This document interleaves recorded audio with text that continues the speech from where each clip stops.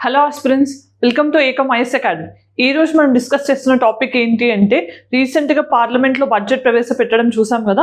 ఆ బడ్జెట్ ప్రాసెస్లోనే ఒక ముఖ్యమైన బిల్, అప్రోప్రియేషన్ బిల్ అనేది నిన్న లోక్సభలో పాస్ అయింది. అసలు అప్రోప్రియేషన్ బిల్కి ఫైనాన్స్ బిల్కి ఉన్న డిఫరెన్స్ ఏంటి, దాంతోపాటు అప్రోప్రియేషన్ బిల్ని మనం పాస్ చేయడం వల్ల గవర్నమెంట్కి కలిగే బెనిఫిట్స్ ఏంటి, దాంతోపాటు consolidated fund, contingency fund, public account, ఈ డిఫరెన్సెస్ తెలుసుకుందాం. అలానే చాలా స్టూడెంట్స్ కన్ఫ్యూజ్ అయ్యేది ఎక్కడ అంటే, చార్జ్డ్ ఎక్స్పెండిచర్, మేడ్ ఎక్స్పెండిచర్, వీటికి గల డిఫరెన్సెస్ ఏంటి, ఇవన్నీ కూడా ఎగ్జామినేషన్ పర్స్పెక్టివ్లో చాలా ఇంపార్టెంట్. ఎందుకంటే ఏ ఎగ్జామినేషన్ అయినా కూడా మనం చూస్తే parliament as a topic is very important, right? So దీని గురించి ఇంకా కీ టర్మినాలజీస్ అనేవి కూడా డిస్కస్ చేయడానికి ట్రై చేద్దాం.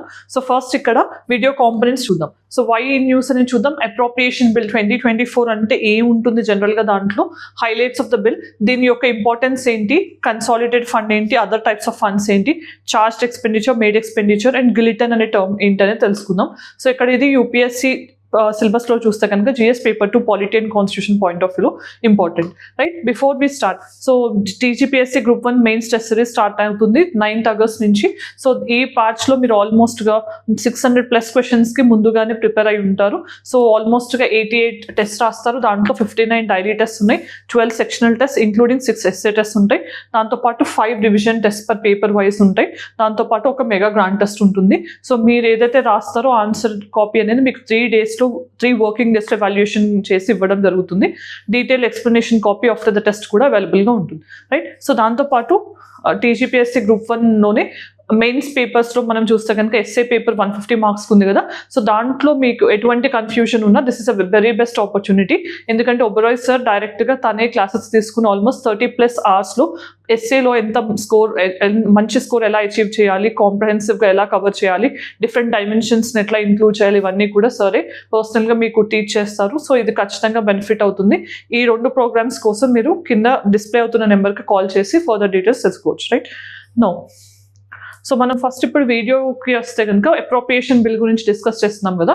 అసలు ఈ అప్రోప్రియేషన్ బిల్ అనేది ఏంటి తెలుసుకుందాం. సో ఫస్ట్ నిన్న లోక్సభలో అప్రోప్రియేషన్ బిల్ పాస్ అయింది, right? In this context let us understand what is appropriation bill. So first appropriation bill అని తెలుసుకునే ముందు మనం స్టేజెస్ ఆఫ్ ద బడ్జెట్ తెలుసుకుందాం.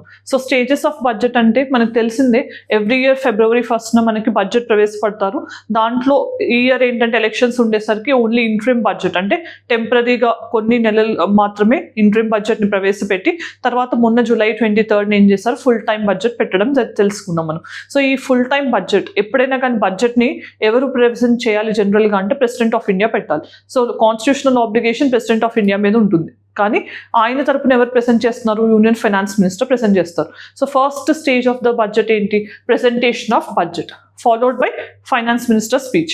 సో మనం రీసెంట్ బడ్జెట్లో చూసాం, Nirmala Sitharaman garu highest number of times కాన్సిక్యూటివ్గా బడ్జెట్ని ప్రవేశపెట్టిన వ్యక్తిగా రికార్డ్ సృష్టించారు. సో ఇంతకుముందు 6 times మాత్రమే మొరార్జీ దేశాయ్ గారు చేశారు. సో ఇప్పుడు 7th time highest Nirmala Sitharaman గారు and first lady also, right? So highest number of budgets ప్రవేశపెట్టింది మళ్ళీ మొరార్జీ దేశాయ్ గారు 10 times, బట్ 6 కాన్సిక్యూటివ్గానే చేశారు, రైట్?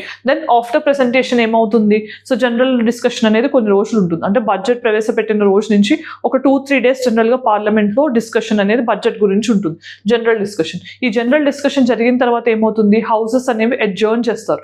అడ్జర్న్మెంట్ మాత్రమే, అంటే అడ్జర్న్మెంట్ సైన్డ్ అయి కాదు, అంటే కంప్లీట్గా సెషన్ క్లోజ్ అవ్వదు, కొంచెం బ్రేక్ ఇస్తారు. ఈ బ్రేక్లో ఏం చేస్తారు అని అంటే, ఏదైతే బడ్జెట్ ఉంటుందో ఆ బడ్జెట్ని డిపార్ట్మెంటల్ స్టాండింగ్ కమిటీస్ ఉంటాయి కదా, మనకి ఎన్ని కమిటీస్ ఉన్నాయి ప్రెసెంట్, 2003 వరకు కూడా 17 కమిటీస్ ఉండేవి. కానీ 2004లో మళ్ళీ 7 యాడ్ చేయడం వల్ల టోటల్గా 24 కమిటీస్ ఉన్నాయి. సో అవన్నీ కూడా ఏంటంటే మనం బడ్జెట్లో ప్రవేశపెట్టిన డిమాండ్స్ ఏవైతే ఉంటాయో వాటిని ఎగ్జామిన్ చేసి వాళ్ళు ఎందుకు అడుగుతున్నారు, ఎంత అలొకేషన్ చేయాలా వద్దా అనేది పార్లమెంట్కి రికమెండ్ చేస్తారు. సో ఆ టైంలో ఈ జాబ్ అనేది డిమాండ్ ఫర్ గ్రాంట్స్ని స్క్రూటినైజ్ చేసే జాబ్ ఎవరు చేస్తారు, పార్లమెంటరీ స్టాండింగ్ కమిటీస్ చేస్తాయి అనమాట. అందుకని హౌసెస్ని ఆ టైంలో అడ్జర్న్ చేస్తారు. సో ఇది 3rd stage. సో అడ్జర్న్మెంట్ అయిపోయిన తర్వాత, అంటే ఈ సెషన్ గ్యాప్లో ఎప్పుడైతే డిపార్ట్మెంటల్ స్టాండింగ్ కమిటీస్ అనేవి డిస్కస్ చేసి రికమెండేషన్స్ని ఫార్వర్డ్ చేస్తాయో మళ్ళీ అప్పుడు అదే సెషన్ మళ్ళీ అసెంబ్ల్ అవుతుంది. అసెంబ్ల్ అయిన తర్వాత ఏం చేస్తారు, వాళ్ళు డిస్కస్ చేసి ఓట్ చేస్తారు ఆ డిమాండ్ ఫర్ గ్రాంట్స్. మరి ఇక్కడ డిమాండ్ ఏంటి, గ్రాంట్ ఏంటి అంటే మనం బడ్జెట్ని ప్రిపేర్ చేసేటప్పుడు కూడా డిఫరెంట్ మినిస్ట్రీస్ ఫైనాన్స్ మినిస్టర్కి వాళ్ళ ప్రపోజల్స్ని సబ్మిట్ చేస్తారు. అంటే నా మినిస్ట్రీకి ఇంత కావాల్సి ఉంటుంది, సో మేము ఇవి చేయాలనుకుంటున్నాం, ఈ స్కీమ్స్ పెట్టాలనుకుంటున్నాం, అలా డీటెయిలింగ్ అనేది ఇస్తారు. సో ఇలా ఇచ్చిన తర్వాత వాళ్ళు పెట్టేది డిమాండ్ అని అంటాం. కానీ ఎప్పుడైతే పార్లమెంట్ దాన్ని అప్రూవ్ చేస్తుందో అంత అమౌంట్ ఇవ్వచ్చు, అంతకంటే తక్కువ అమౌంట్ కూడా ఇవ్వచ్చు, రైట్? సో ఎప్పుడైతే ఆ అమౌంట్ని గ్రాంట్ చేస్తారో అది డిమాండ్ ఫర్ గ్రాంట్ అవుతుంది. అంటే డిమాండ్ అంటే వాళ్ళు ఎంత అడుగుతున్నారు అనేది, గ్రాంట్ అనేది పార్లమెంట్ ఎంత ఇచ్చింది అనేది డిమాండ్ ఫర్ గ్రాంట్. మరి ముఖ్యమైన అంశం ఏంటి ఇక్కడ? డిమాండ్ ఫర్ గ్రాంట్స్ అనేది ఎవరి ఎక్స్క్లూజివ్ అండ్ ప్రివిలేజ్ అంటే ఓన్లీ లోక్సభ. ఎందుకంటే రాజ్యసభలో ఎటువంటి డిమాండ్ ఫర్ గ్రాంట్స్ ని మనం ప్రవేశపెట్టలేం, వాటిని ఓట్ కూడా చేయలేం, right? So exclusive privilege of Lok Sabha. తర్వాత ఇది ఓట్ చేసిన తర్వాత ఏమవుతుంది? మనకి పాసింగ్ ఆఫ్ అప్రోప్రియేషన్ బిల్. అంటే మనం ఇప్పుడు డిస్కస్ చేసేది దీని గురించి. సో ఈ అప్రోప్రియేషన్ బిల్ కి ఫైనాన్స్ బిల్ కి గల డిఫరెన్స్ ఏంటి? అప్రోప్రియేషన్ బిల్ అనేది ఎప్పుడు కూడా ఇన్కమ్ సైడ్ కాకుండా ఎక్స్పెండిచర్ సైడ్ ని లీగలైజ్ చేస్తుంది. ఎక్స్పెండిచర్ అంటే ఏంటి? గవర్నమెంట్ ఆఫ్ ఇండియా రోజు తన అడ్మినిస్ట్రేషన్కి కానీ లేకపోతే డిఫరెంట్ స్కీమ్స్కి వెల్ఫేరిజంకి మనీ కావాల్సి ఉంటుంది కదా, ఆ మనీ అంతా కూడా ఎక్స్పెండిచర్ అంటాం. సో ఈ ఎక్స్పెండిచర్ అంతా ఎలా వస్తుంది అని అంటే పార్లమెంట్ ఆథరైజ్ చేయాలి. దేని ద్వారా ఆథరైజ్ చేయాలి? అప్రోప్రియేషన్ బిల్ పాస్ చేసి మీరు ఇంత అడిగారు, సో ఇంత మేము ఇస్తున్నాం అని చెప్పి అప్రోప్రియేషన్ బిల్ పాస్ చేస్తేనే ఆ మనీ అంతా కూడా కన్సాలిడేటెడ్ ఫండ్ ఆఫ్ ఇండియా నుంచి గవర్నమెంట్ విత్డ్రా చేసుకోగలదు. సో అది పాసింగ్ ఆఫ్ అప్రోప్రియేషన్ బిల్. మరి ఫైనాన్స్ బిల్ అంటే ఏంటి? ఇది legalising the income side of the budget. Income side అంటే ఏంటి? బడ్జెట్లో కొన్ని ట్యాక్స్ ప్రపోజల్స్ పెట్టొచ్చు కదా, మేము ఇలా రెవెన్యూ జనరేట్ చేయాలనుకుంటున్నామని గవర్నమెంట్ పార్లమెంట్ ముందు ప్రవేశపెడుతుంది. సో వాటన్నిటిని పార్లమెంట్ అప్రూవ్ చేస్తేనే మనం ఏదైనా నార్మల్గా మీకు తెలిసిన ఆర్టికల్ 265 ప్రకారం కూడా ఏదైనా ట్యాక్స్ ఇంపోజ్ చేయాలి అంటే పార్లమెంట్ అప్రూవల్ కంపల్సరీగా ఉండాలి. పార్లమెంట్ అథారిటీతోనే మనం ట్యాక్స్ ఇంపోజ్ చేయగలం, రైట్? సో అలా ఇన్కమ్ సైడ్ అంటే గవర్నమెంట్ ఎలా ఇన్కమ్ని జనరేట్ చేసుకోవాలనుకుంటుంది అనేది ఫైనాన్స్ బిల్లో పొందుపరుస్తారు. సో ఆల్మోస్ట్గా ఈ స్టేజ్తో మనకి బడ్జెట్ ఎనాక్ట్మెంట్ ప్రాసెస్ అనేది కంప్లీట్ అవుతుంది. ముఖ్యంగా ఫైనాన్స్ బిల్ అనేది ప్రెజెంటేషన్ ఆఫ్ ద బడ్జెట్ నుంచి 75 days లోపల పాస్ అవ్వాలి. 75 days లోపల పాస్ అవ్వకపోతే ఏమవుతుంది? గవర్నమెంట్ కొలాప్స్ అవుతుంది. సో ఇది క్లియర్గా కాన్స్టిట్యూషన్లో మెన్షన్ చేయలేదు, కానీ తర్వాత మనం ఒక పార్లమెంట్ యాక్ట్ పాస్ చేసి 75 days లోపల ఫైనాన్స్ బిల్ పాస్ అవ్వాలనే టైం లైన్ కూడా మెన్షన్ చేయడం జరిగింది. సో ఇవన్నీ మీరు తెలుసుకోవాల్సిన అంశాలు. నౌ ఇప్పుడు మనం అప్రోప్రియేషన్ బిల్ అంటే ఏంటో తెలుసుకుందాం. అప్రోప్రియేషన్ బిల్ అంటే నేను ఏం చెప్పాను? So which is legalising the expenditure side of the budget. Legalising expenditure side of the budget. Expenditure side of the budget. అంటే ఏ ఎక్స్పెండిచర్ అంతా ఎక్కడి నుంచి వస్తుంది? కన్సాలిడేటెడ్ ఫండ్ నుంచి వస్తుంది. Consolidated fund of India. దీని నుంచి ప్రతి రూపీ గవర్నమెంట్ వాడాలన్నా కూడా అది ఖచ్చితంగా కన్సాలిడేట్ ఫండ్ నుంచి బయటకు రావాలి. అది ఎవరి అప్రూవల్తో వస్తుంది? ఓన్లీ ఫర్ పార్లమెంట్ అప్రూవల్తోనే వస్తుంది. పార్లమెంట్ ఖచ్చితంగా అప్రూవ్ చేయాలి. ఈవెన్ 1 రూపీ వాడాలన్నా కూడా పార్లమెంట్ అప్రూవల్తోనే వస్తుంది, రైట్? దెన్ పర్పస్ ఏంటి? అసలు ఈ అప్రోప్రియేషన్ బిల్ పాస్ చేయడానికి రీజన్ ఏంటి అంటే గవర్నమెంట్ తన ఎక్స్పెండిచర్ని అంటే ఎక్స్పెండిచర్ అనేది తను ఎలా స్పెండ్ చేయాలనుకుంటున్నా కూడా దాన్ని ఫెసిలిటేట్ చేయడానికి కానీ, వెల్ఫేరిజం కానీ, జనరల్గా ఈక్వల్ డిస్ట్రిబ్యూషన్ జరిగే విధంగా కానీ వీటన్నిటికి కూడా మనకి అప్రోప్రియేషన్ బిల్ అనేది అవసరం. సో గవర్నమెంట్ ఎక్స్పెండిచర్ అనే దాన్ని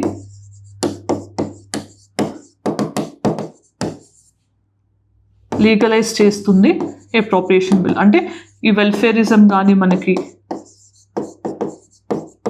smooth functioning of the budget కానీ, smooth functioning of the government,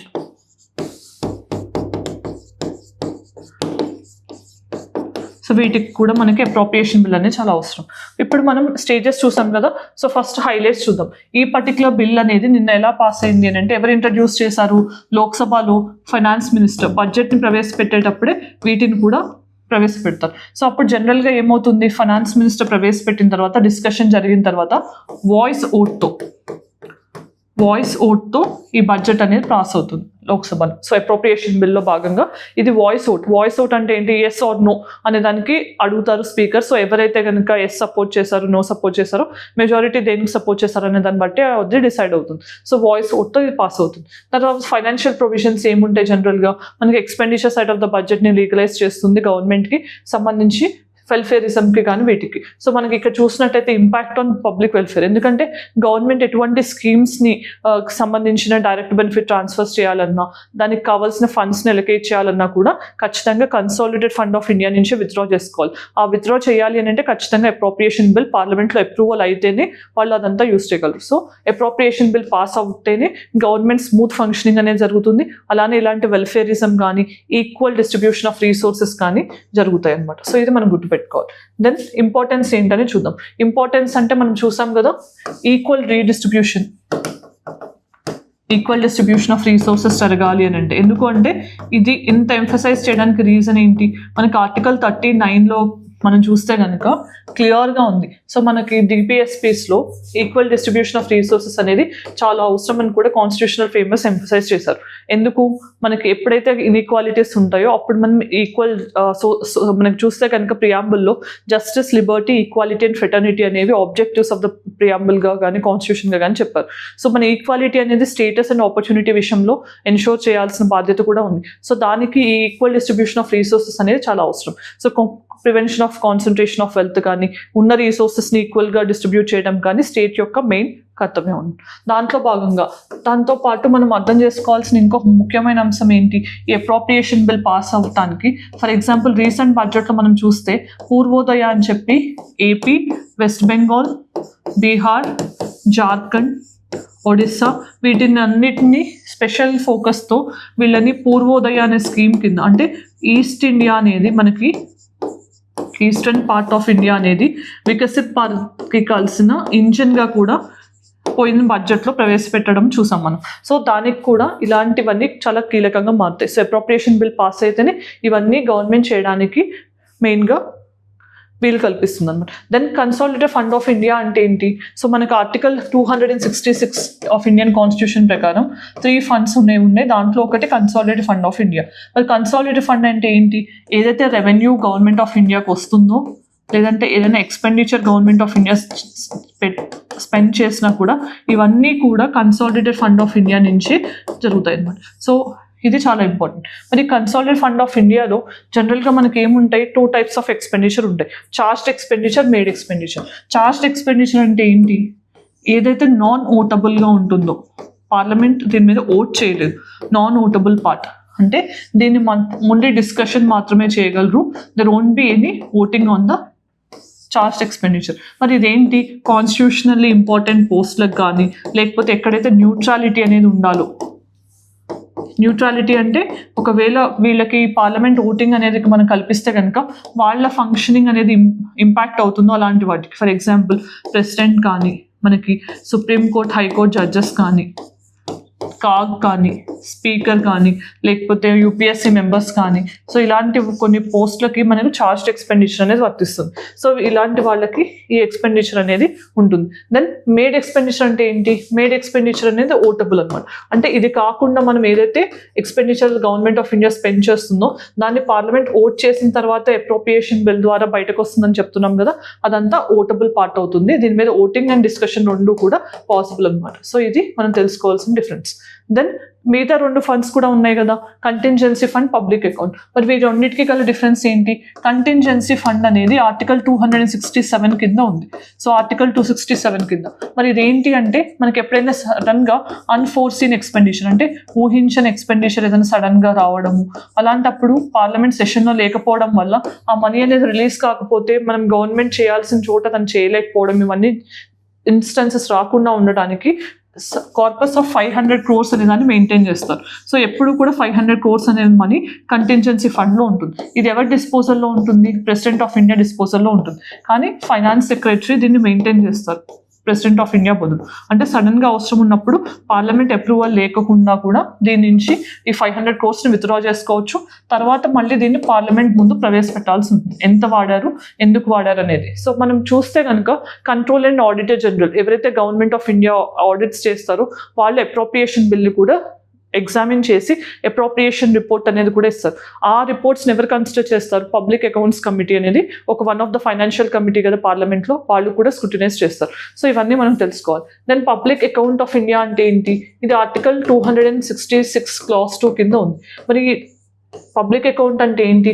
contingency consolidated fund of India కాకుండా గవర్నమెంట్కి పబ్లిక్ నుంచి వచ్చే మనీ అంతా కూడా దీంట్లో క్రెడిట్ అవుతుంది.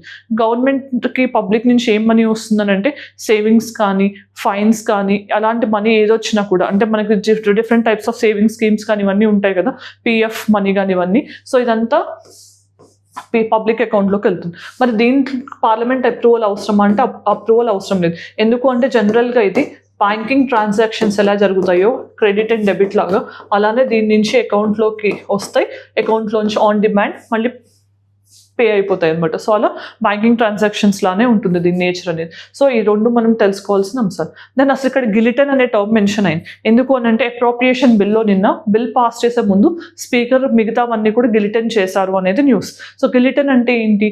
జనరల్గా బడ్జెట్ అన్నప్పుడు చాలా ఉంటాయి. సో ఆ బడ్జెట్లో మెయిన్ అంశాలను డిస్కస్ చేసి రిమైనింగ్ థింగ్స్ అన్నిటినీ కూడా అంటే మేము డిస్కస్ చేసాము అన్నట్టు కన్సిడర్ చేసి దీంతో పాటు పాస్ చేస్తారనమాట. సో దాన్ని గిలిటన్ అని అంటాం. సో ఇది ఒక ముఖ్యమైన పార్లమెంట్కి సంబంధించిన టర్మినాలజీ మీరు తెలుసుకోవాల్సింది.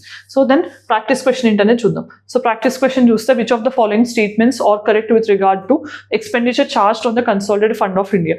So it is subject to vote of the parliament, subject to discussion in the parliament, subject to vote of Lok Sabha only. వీటిలో ఏ option are which is not subject to vote of parliament. వీటిలో ఎన్ని options correct అనేది answer comment section చెప్పండి. Then mains question. Explain the significance of consolidated fund of India in financial administration of the country. How does it differ from contingency fund and public account? అసలు ఈ consolidated ఫండ్కి significance ఏంటి అని రాస్తూ దాంతోపాటు financial అడ్మినిస్ట్రేషన్లో ఎలా help చేస్తుంది. ఎందుకు అంటే మనకి పార్లమెంటరీ ఫార్మ్ ఆఫ్ గవర్నమెంట్ అనగానే గుర్తు రావాల్సింది ఏంటి? ఎప్పుడైనా కూడా executive is accountable to the legislature, especially Lok Sabha. మరి అలాంటప్పుడు ఫైనాన్షియల్ అకౌంటబిలిటీ కూడా ఉండాలి కదా. దానికి బెస్ట్ ఉదాహరణగా మనం ఈ కన్సాలిడేటెడ్ ఫండ్ కానీ అప్రోప్రియేషన్ బిల్ అని కానీ చెప్పొచ్చు, రైట్. తర్వాత మీరు కంటింజెన్సీ ఫండ్కి పబ్లిక్ అకౌంట్కి కన్సాలిడేటెడ్ ఫండ్కి ఉన్న డిఫరెన్స్ ఏంటి అనేది హైలైట్ చేయాల్సి ఉంటుంది. దెన్ మనం ఈ వీడియో ఎండింగ్కి వచ్చేసాం కదా. ఇప్పుడు మనం క్విక్గా ఒకసారి సమ్మరైజ్ చేస్తే ఈరోజు ఏం డిస్కస్ చేసామని. సో మనం రీసెంట్గా అప్రోప్రియేషన్ బిల్ లోక్సభలో పాస్ అయిన కాంటెక్స్లో అసలు అప్రోప్రియేషన్ బిల్ అంటే ఏంటి, stages of enactment of the budget ఏంటి, దీని యొక్క ఇంపార్టెన్స్ ఏంటి, కన్సాలిడేటెడ్ ఫండ్ ఆఫ్ ఇండియా అంటే ఏంటి, చార్జ్ ఎక్స్పెండిచర్ ఏంటి, ఓటెడ్ ఆర్ మేడ్ ఎక్స్పెండిచర్ అంటే ఏంటి, దాంతోపాటు contingency fund, public account of India అంటే ఏంటి, గిలిటన్ అనే టర్మ్ ఏంటి అనేవి డిస్కస్ చేసాం along with practice question for prelims and mains. So this is all with respect to today's video. If you liked the video and found informative, let us know in the comment section. Thanks for joining us. All the very best.